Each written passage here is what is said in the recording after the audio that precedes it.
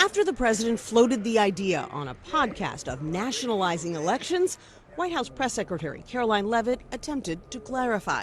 What the president was referring to is the SAVE Act, which is a huge common sense piece of legislation that Republicans have supported. It provides very common sense measures for voting in our country, such as voter ID. But just hours later in the Oval Office, the president appeared to double down on the idea of the federal government taking over elections in some states.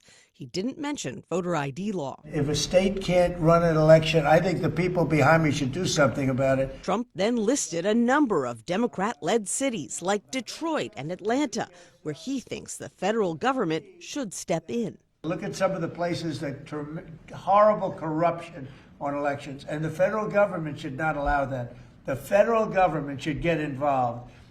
These are agents of the federal government to count the votes. If they can't count the votes legally and honestly, then somebody else should take over.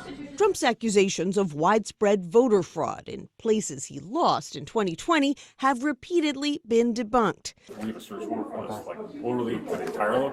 including in Atlanta, where new body cam video obtained by the Atlanta Journal-Constitution shows FBI agents searching a Fulton County election center last week. One way or the other, the records are coming with us today. Director of National Intelligence Tulsi Gabbard said Trump personally thanked the agents in a phone call she facilitated after the search.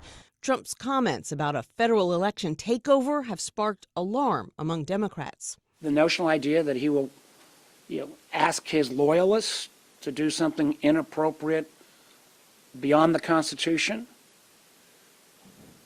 scares the heck out of me. Even some Republicans gently pushed back. Everybody understands that the states are in charge of administering the elections.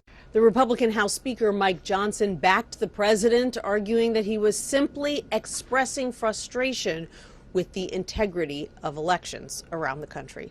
Nancy Cordes, CBS News, the White House.